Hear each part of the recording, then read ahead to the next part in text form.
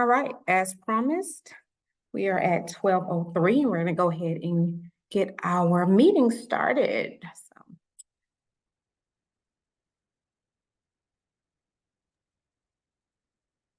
Good afternoon, everybody. Yeah. Thanks, Michelle. This is Mary Margaret Lemons, president over at Fort Worth Housing Solutions, and I'll just welcome everybody. Good to see so many friends back on the call, but if you're new and this is your first time, welcome. We're excited to share with you the progress that we've been making in the Stop 6 community as part of our Choice Neighborhood Initiative.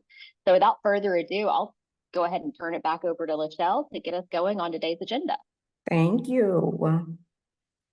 Just a quick overview of topics that we will present on today.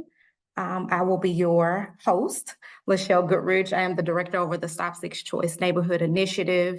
And we have Lou Bernardi, who will give us the housing update, neighborhood update. Will be a tag team of Amy and Mary Margaret, and then the people update by Latanya Berry and Alicia Walter. And then we'll do some closing events from there. So let's jump on in. So we have, if you are new, there's 3 pillars of the Stop 6 Choice Neighborhood Initiative. And so what I like to call the heartbeat of this particular transformation and grant is the people. So people we consider are the former Cavill families that relocated during the relocation from J.A. Cavill Place. Then we have housing. Let me go back to the people. The people we relocated, but they have the first right to return to the new developments that we are bringing to the neighborhood. And the developments are have amenities that they decided, hey, this is what we want, this is what we don't want. So we are definitely grateful for that. And Latanya and her team is leading the people portion of this particular grant. Then we have housing. We anticipate about bringing 900 or so, approximately, I like to use the word approximately because that could fluctuate, 900 affordable units back to Stop 6. And so that is unheard of. And so we are definitely excited on what that looks like. And then we have neighborhood. We understand that we cannot do a community transformation without improving infrastructure in the neighborhood and bringing community critical improvements. And so Amy and Mary Margaret would tag team on that. As we move on, we want to definitely highlight the phases, the timeline phases of the transformation. If you notice, our first phase of housing development is Cowan Place, which is now open. If you have not been able to watch the video, you definitely could follow our social media page. It is posted there of our grand opening that took place back in November. So we are excited about that. And I won't steal Latanya's shine, but she can tell how many families, our elderly, came and decided that they wanted to make this their forever home.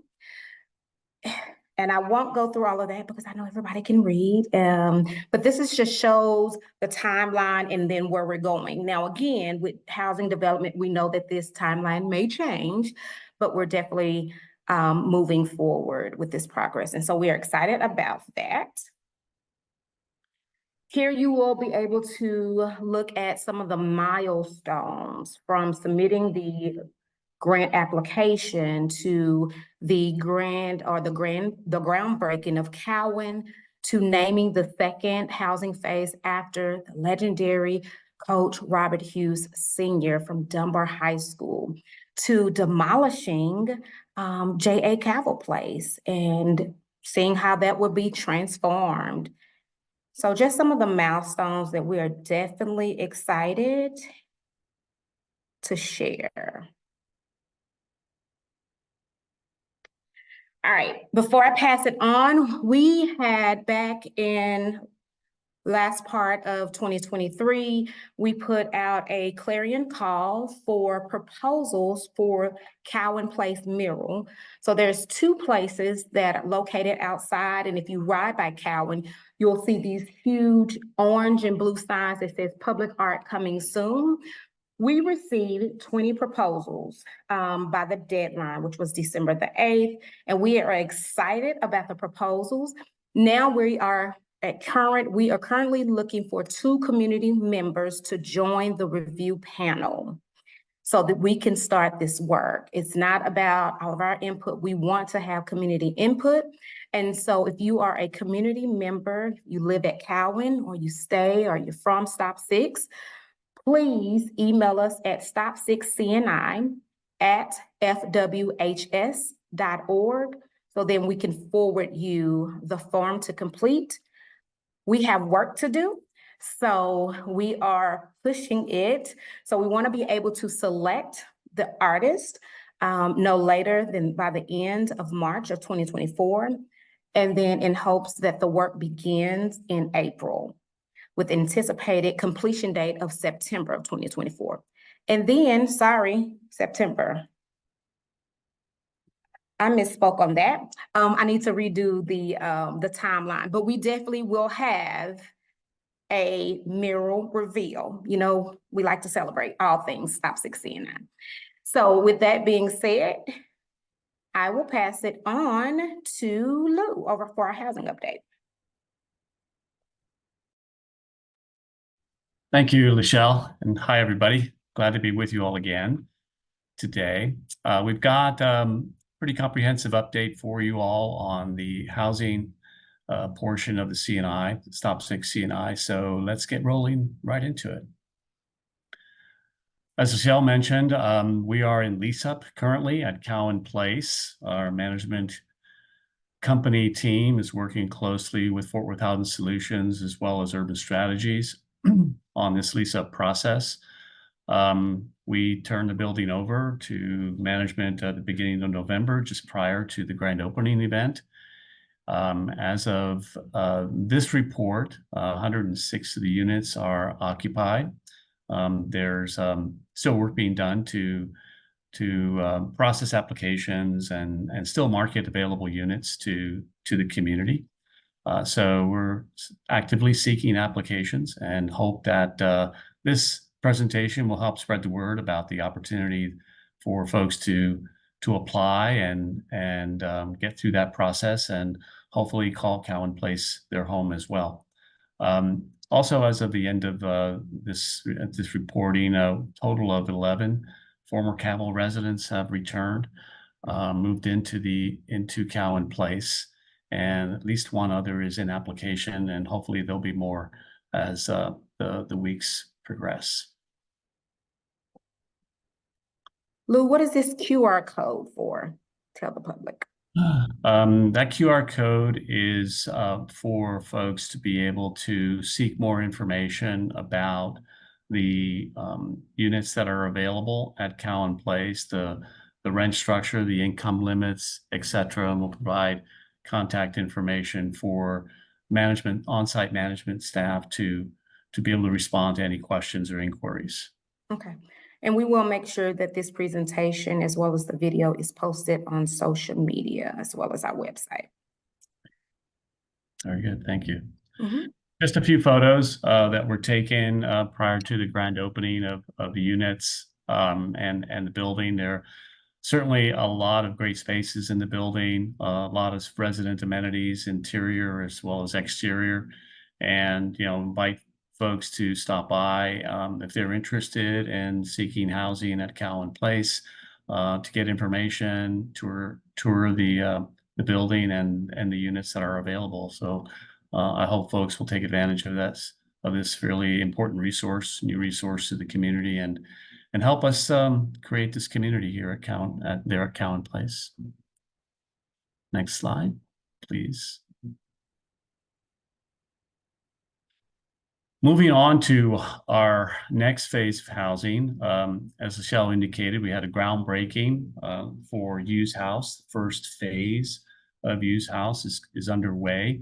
Those of you who have been able to drive by the site at Rosedale and Amanda primarily have seen structures go up. This will be 162 units of mixed income housing with some commercial, ground floor commercial space, as well as management and resident amenity space on the ground floor of the buildings. We started construction in April of last year. just after the groundbreaking. We are looking to be substantially complete by May of 2025 and begin pre-leasing in the spring of 2025. We'll continue to provide updates as the construction proceeds. And if any of those dates change with respect to pre-leasing and leasing opportunities, we'll definitely make sure that we're communicating that to the community.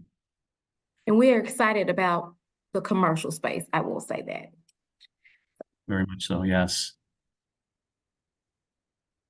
This is just a site plan presentation to give you kind of a bird's eye view of the location of the buildings along Rosedale and Langston and Amanda.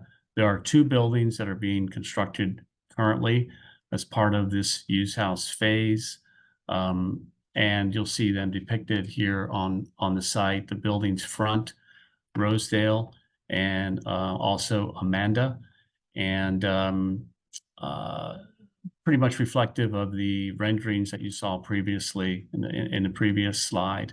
The buildings face Rosedale again and Amanda, parking in the rear, and the commercial spaces will be on the ground floors of each of those buildings along the Amanda side of the property.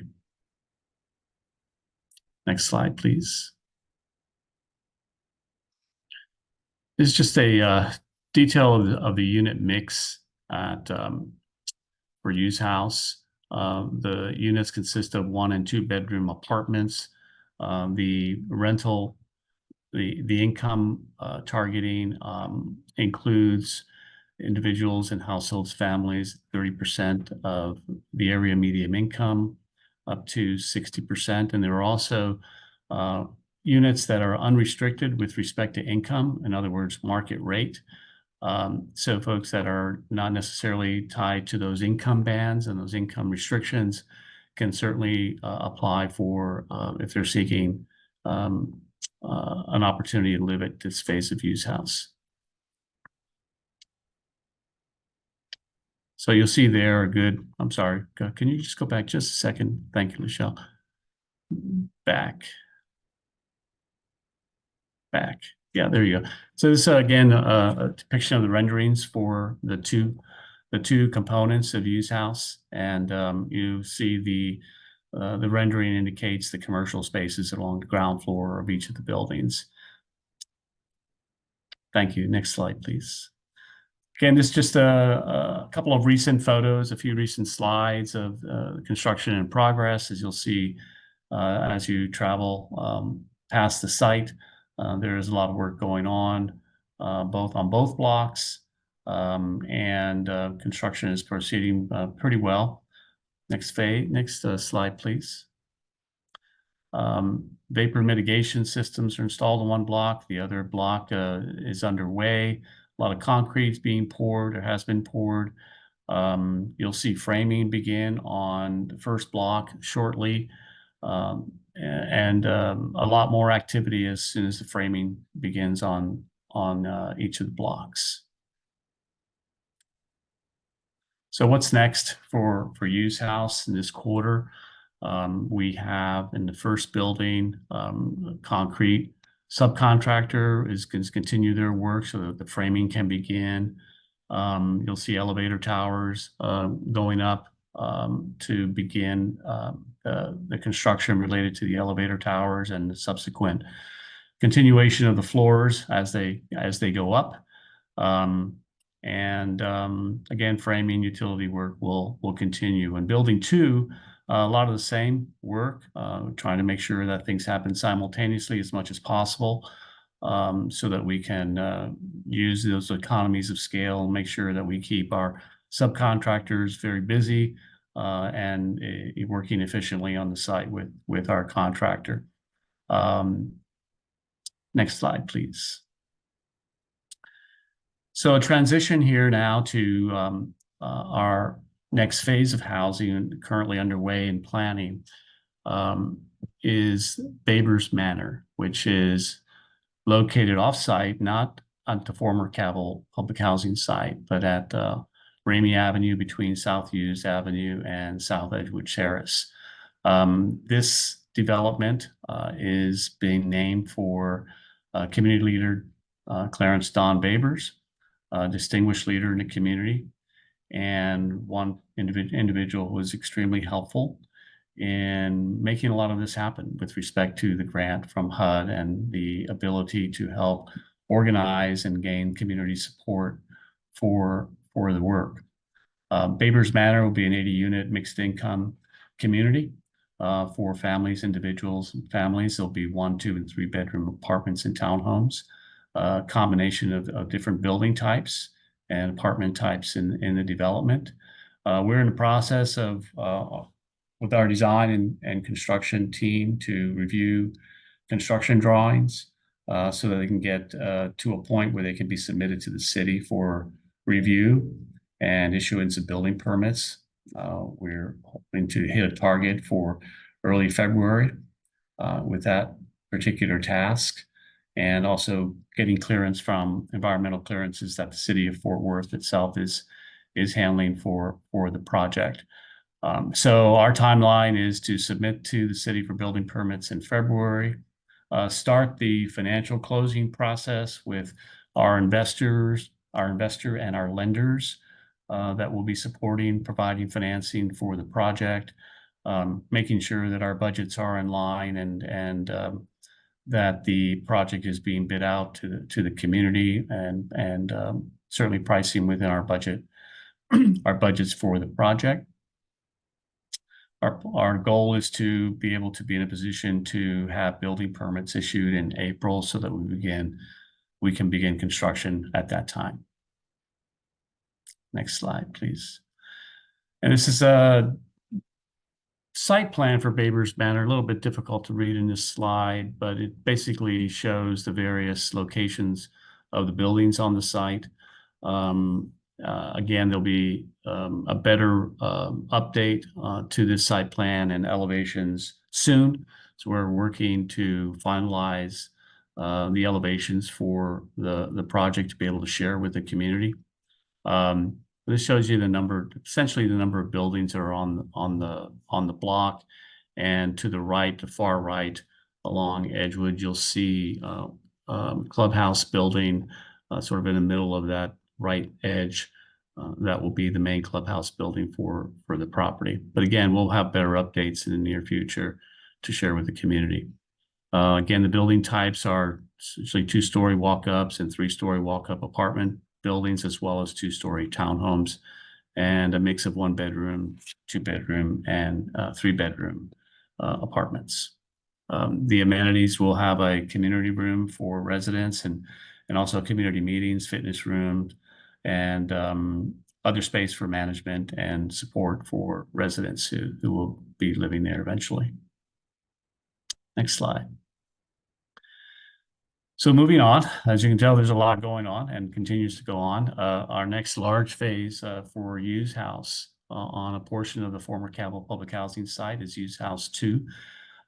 This is a site plan that we're working with currently. You can get a sense of the locations of buildings and where they are on the site, and types of buildings that we plan to construct.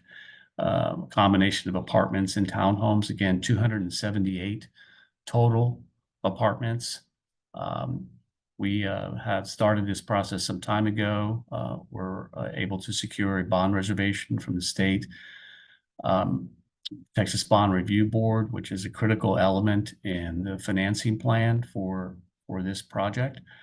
We will be applying for low-income housing tax credits in April of this year, and going out to the community to request qualifications for general contractor, as well as a investor and lender combination for this project. Our goal is to be able to begin construction early fourth quarter of this year. And so we're going to be moving as aggressively as possible to be able to get to that goal. Next slide. On Hughes House 3, we are in the process of applying for funding for this project as well. This location fronts Rosedale primarily, through some contacts or next to the former Boys and Girls Club, and to the west of this site plan that you see on the screen, of course, is the first phase of Hughes House, and to the south of it will be the second phase of Hughes House. We'll be applying for tax credits that will support 120 new apartments here at the site in 3 buildings, again, along with the usual amenities for residents. We're submitting an application at the beginning of March of this year. And we expect to be able to secure a tax credit award in July of this year and continue with our pre-development work. We will also be going out to the community to request qualifications for general contractors, as well as, again, an investor-lender combination and team that will help us pull together all the financing that's necessary. Our goal is to be able to pull everything together and be in a position to close the financial transaction the first quarter of next year and begin construction. So I'm going to turn it over to Patty Olds, who's with Cuniculo, and she is the team's consultant that helps us with not only compliance, but also in community engagement and critical support relative to helping us all achieve our minority and women business-owned goals in terms of participation on all of our development work, as well as reaching out to eligible Section 3 workers and companies to be able to participate in all the work that we have currently and going forward. So I'll turn it over to Patty. Thank you, Lou. And thank you, Lachelle, for hosting today. I'm glad that Lachelle went through the timeline and the milestones from the very beginning of this project, and that we ended with Lou showing where we are related to construction. Because at the beginning of this development, the development team made some commitments to the community in that initial application to make a positive economic impact in the Stop 6 neighborhood, primarily to bring jobs, to bring training, to bring contracting opportunities. And so I'm very happy to be able to report where we are with its first 3 phases to date. Some of it, what you're seeing on screen, some of those requirements come with the money that was part of the construction package, the building package. For example, with the HUD monies, that's where the Section 3 requirements came from. There was a transition between Cowan into Hughes on how the Section 3 rules were written and applied by HUD, and then trickled down to Fort Worth Housing Solutions. So we can cover a little bit about that. Before Hughes, it was about contracts awarded and jobs created, new hires on the project. Going into Hughes, it was now workforce related. And so we'll talk a little bit about that. Because the city of Fort Worth has monies also into this project, we are following and tracking towards the city ordinance for minority and women business participation. So we'll cover that and what systems we're using for each of those projects. And then because of the overall impact in creating workforce opportunities, that which is tracked gets measured and reported. So we're looking at the inclusion of minorities and women in the construction workforce across the board to make sure that we offer training and employment opportunities and get those folks hired onto these construction projects. So let's look at the first phase, right? Cowan Place. You saw it go up. Lachelle's in the conference room there, 99% complete. They're finishing out some of the small things that have to get done. It's a good place to start in having this conversation. To date, what Cowan Place has reported in all its contracts were 333 workers worked on that project. About 91% of them were minority, which includes 9% Black, 80% Hispanic, and 2% Asian in that 91%. There's some others and mixed in there as well. Over 5% participation by women contractors. That was 34 female workers on the job. And that's a very good number because we always run into challenges with female construction workers and encouraging female participation in the trade. So it was a nice number to see come out of the Cowan Place reporting. To date, we can see that 66 of those workers were indicated as Section 3. I can't tell you whether they were former Calville residents or currently assisted by Fort Worth Housing Solutions. I don't have that backup data at my disposal, but I can show you where they lived. So we could see out of that 66 workers, we plotted them on the map, and what you're seeing on screen, 4 of them live within a 1 mile radius. When we talk about Section 3 participation, we do have certain priorities. So we want to make sure that Calvo residents first are considered for those priorities, those former Calvo residents. Then any resident who's receiving assistance from Fort Worth Housing Solutions or other HUD-assisted housing options, and then those living within the 1 mile radius of that project. So I know if you zoomed in, there's a little bit of a core of purple dots in there. We're able to identify where those folks lived at the time of their employment. When we look at overall participation by contractors, so those first set of numbers were workforce. When we look at participation by contractors, we're looking at those firms that are minority and women owned, and in particular, firms that are certified as minority or women owned, and that have a significant presence in the Fort Worth marketplace as defined by the city of Fort Worth. So of those contractors all working on that project, right, everybody's a different employer. 12 contractors were credited, met those criteria, certified and had a significant presence in the marketplace. 12 contractors contributed towards that overall percentage. And so far to date, a combined goal, Cowan Place is reporting 28.9% minority and women participation. Next slide. Thank you. Yeah, Patty, I wanted to interject. Thank you for breaking down those numbers, especially by race. I think that is very important for the community to know how that's broken down. So we appreciate it. Thank you. No problem, Michelle. I know we had that question before. You know, usually minority lumps a lot of people into one group. So we do track the numbers individually, but it's easier to report on an aggregate like that. But we do have the numbers individually.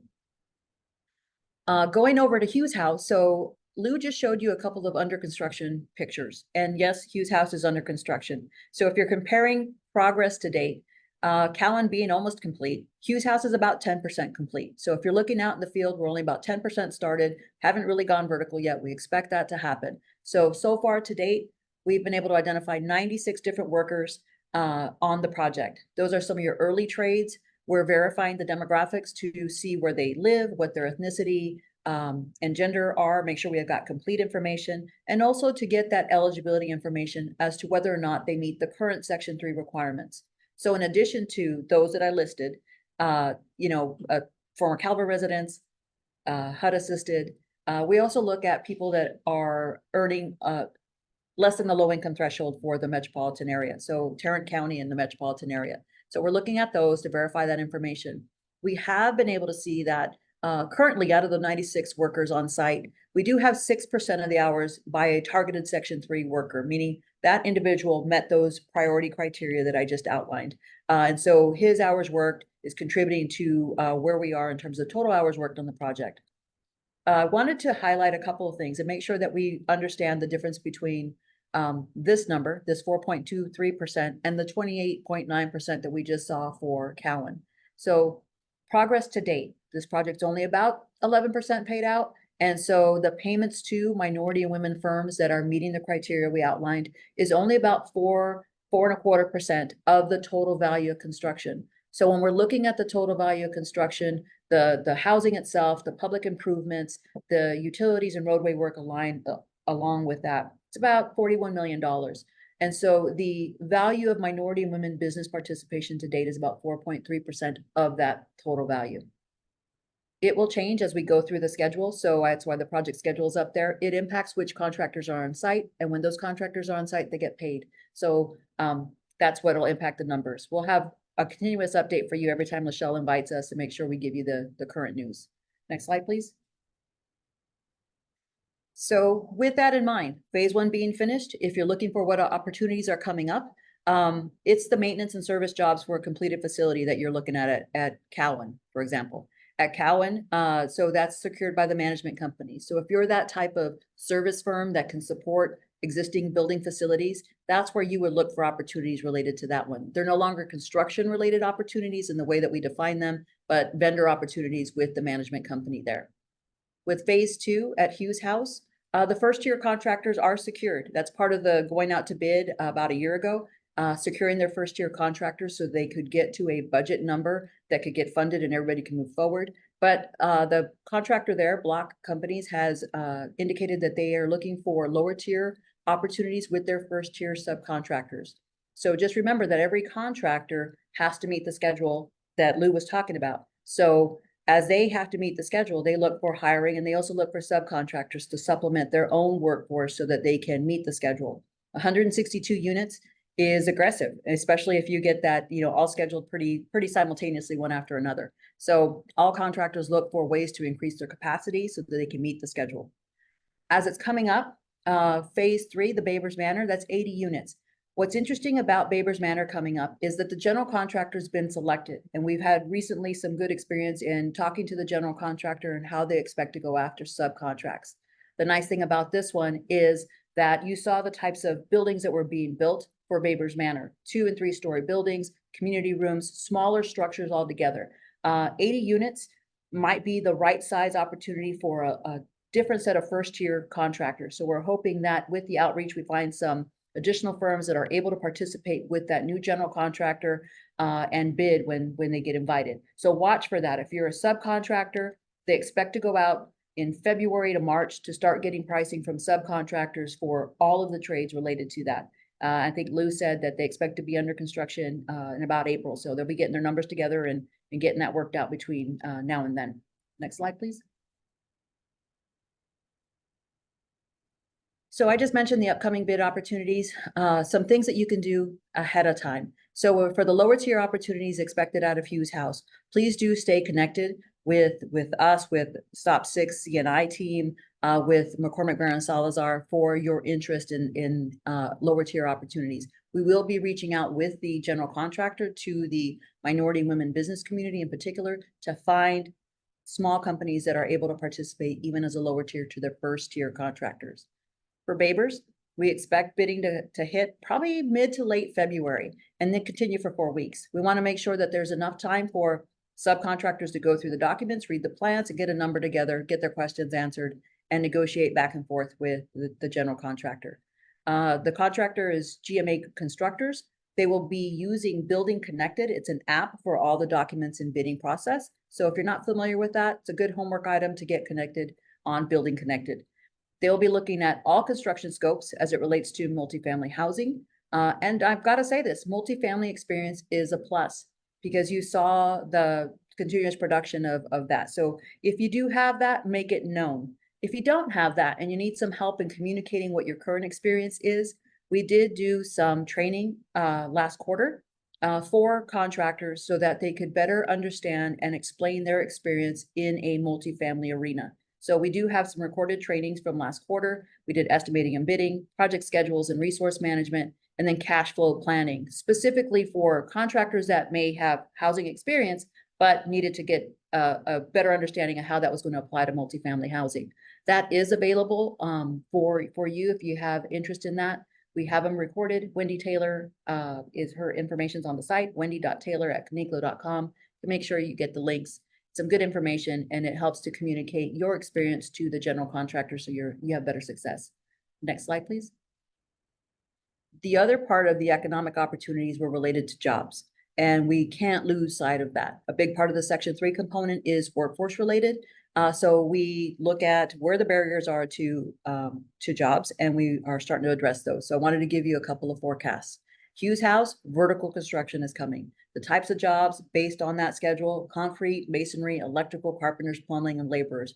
If you have that kind of work experience, now is the time to start reaching out and letting the contractor know. We've asked the contractor on site if they do have any walk-ins and walk-ups, that they track all those individuals that are interested in jobs so that we can get them connected to the subcontractors that are hiring. That's the first thing. Secondly, if you are interested, make sure you keep connected with Lachelle's team, so that we can be sure to follow up and get you referred over to the right contractor. Do know that subcontractors hired based on their schedule and their crew needs. So depending on when they're on the schedule, it's going to determine how many people they need on site. Again, we do recognize the priority for Fort Moncalva residents, current Fort Worth Housing Solutions clients, the Youth Build program graduates of Fort Worth, and other low-income individuals living in Tarrant County. There are a couple of events real quick that I don't want you to miss. So upcoming, we know, and we're trying to push careers in construction, right? When we're talking about construction, I get very excited about the pictures that Lou showed, the platforms being poured, the site work being done. And when you start seeing elevator shafts and the framing go up, it's pretty cool to see that in your neighborhood. But we want more people to understand the types of jobs that are available in construction. So in March, we do have an event particularly targeted to women, but it's open to anybody who's interested. But exploring those careers in construction, including construction trade jobs, construction administrative and corresponding jobs, and also entrepreneurship. Because when we talk about minority women business entrepreneurship, sometimes it's not you doing the work out in the field, but you own the company that does it. So we want to explore that pathway as well. In the summer, we're continuing our Young Architects Summer Camp that we did with the MLK Center last summer. And this time we're looking at planning and zoning, right? What kind of urban planning impacts the neighborhood amenities that get built in your community? And so we're looking to explore that option this summer with the students over at the MLK Center. And we do have a social media website that we try to post any kind of training, STEM training, construction training on site. So if you do follow us at YouBuild817, it's stuff related to any opportunities and training related to construction, because we're almost promoting those types of jobs and those career paths. So do reach out to us. We're available through social media, through the Stop Six team, and I look forward to working with you. Thank you, Patty. Thank you, Lou. If you all have any questions, here is the regarding housing. You can email Lou Bernardi and or you can take this information off the website. We are going to pass it on. We want to respect everybody's time and get you out of here by 1 o'clock. So with that being said, we are going to pass it on to Amy, who will give us the neighborhood update. Sorry, good afternoon. This is Amy Connolly, Assistant Director in Neighborhood Services for the City of Fort Worth, and thank you for spending your lunch hour with us. That was such a great update on contracting. I'm still taking it all in, so I'm sure you are too. So let's go to the next slide. So the majority of the work related to the neighborhood really centers around a few things. The first thing is the Neighborhood Hub, which is a state-of-the-art community center and aquatics facility that will replace the very beloved MLK Center. We have an architect that's been selected, and we're still working on the program phase. The next phase after deciding what's going to be in the facility will be the design phase. So that will be the architectural design and those sort of things. So once our program is finished, we'll be moving over to design, and we will have public meetings once we have a final program. Next is our choice neighborhood investments. So when we do choice neighborhood work, it is required that we do critical community improvements. And those are things that impact the neighborhood and contribute to economic and community development in the neighborhood. So our 3 critical community improvements are the first floor build outs at Hughes House, which is the biggest part of that, because that is going to contribute to street activity and street liveliness when we build out white box and gray box, those first floor commercial spaces. And then hopefully we will be able to fill those with neighborhood entrepreneurs, minority businesses. We're going to be working really hard to fill those spaces once they get constructed. And that's the biggest part of our CCIs. We do have the farmers market and food truck pavilion, which we'll talk about in a minute. And we have progress on that. And then we have our facade program. Related to the food truck and community Boys and Girls Club Center improvements, let's go through those really quick. You might have seen those before, but that is undergoing a big renovation that includes a facility that will have a food truck park, as well as an outdoor space for families to enjoy and share. The indoor space will be improved to create a workforce innovation training center.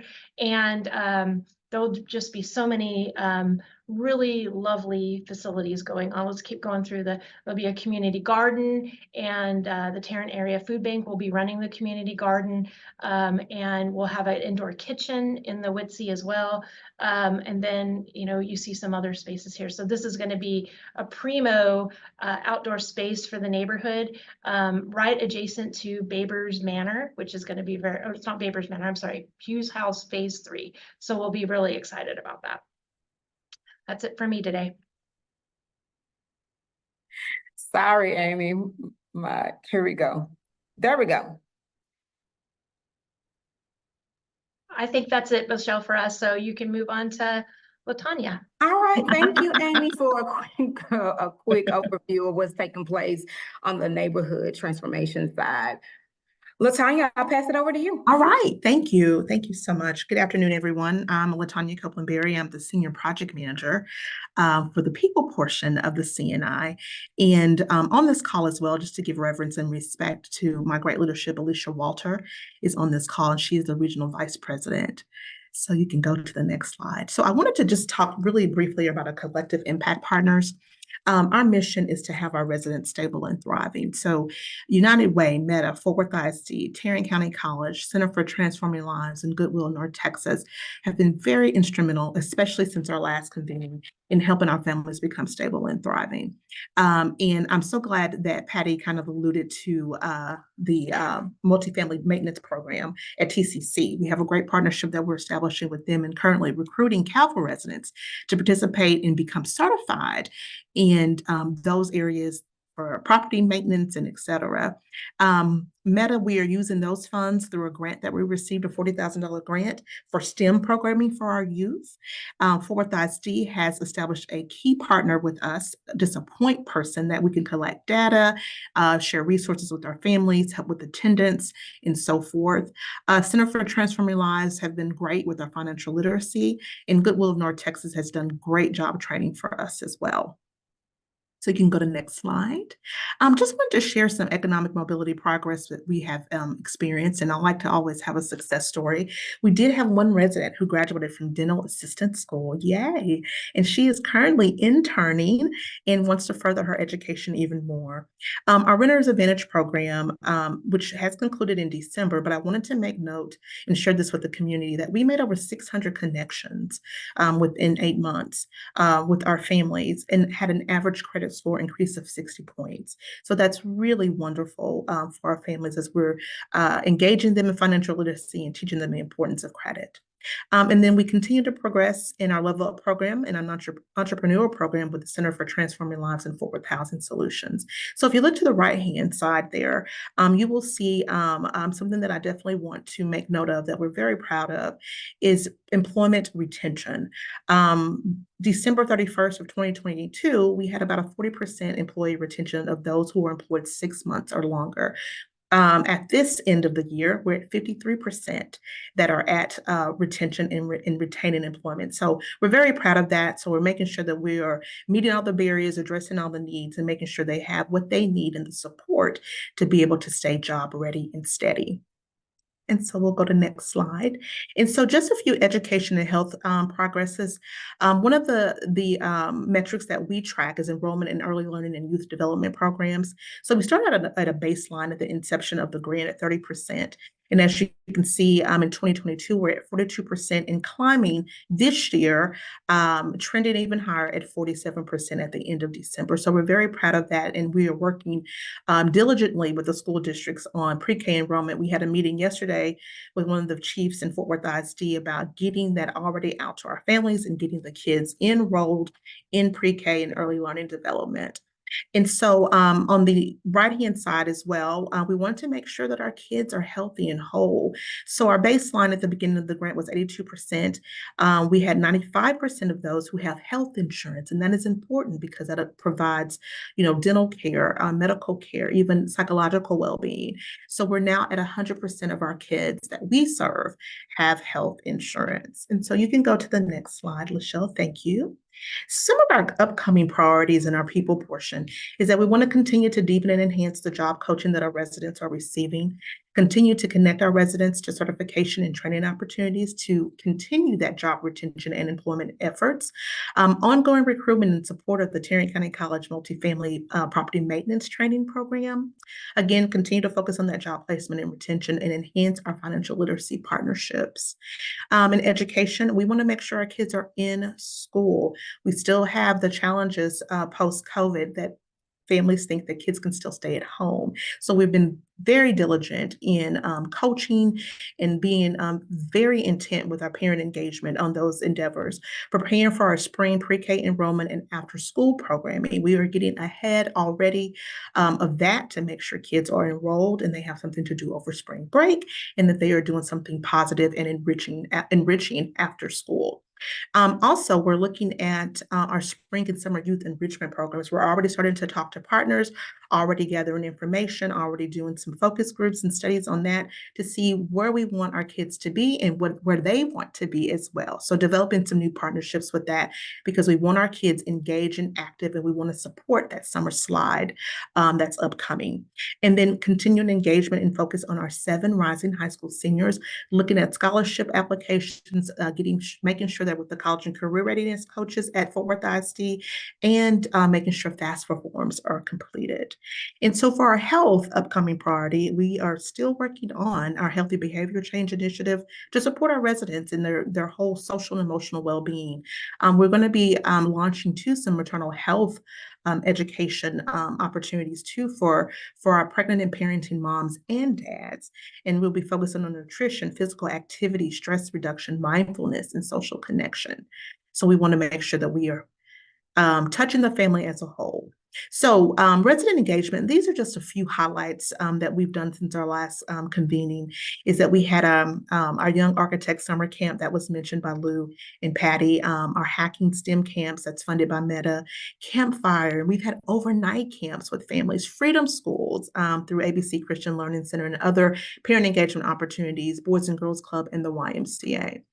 We've connected our Rising Fort Worth ISD juniors and seniors. We just don't wait to their senior year. We're connecting them now at the junior level and even earlier than that, but making sure we're touching them on juniors and seniors in college and career readiness and linking them to their college career coaches and through our new Fort Worth ISD contact. We've co-hosted with Fort Worth Housing Solutions community job fairs, coat drives, toy giveaways during the holiday season, maternal wellness where we've given diapers and wipes and car seats, and then of course our financial literacy classes. And then my favorite is to celebrate our formal Calvary residents moving into Cowan Senior Living. And so some of our upcoming events in February, we're looking at Heart Health Month Health Fair in partnership with University of North Texas Health Science Center. A group of externists who are soon to be doctors will be hosting a health fair. Continued senior engagement events at Cowan. I welcome you and encourage you to stop by Cowan if you haven't already. We do bingo every Tuesday. It is a highlight and the residents love it. So please stop by and visit.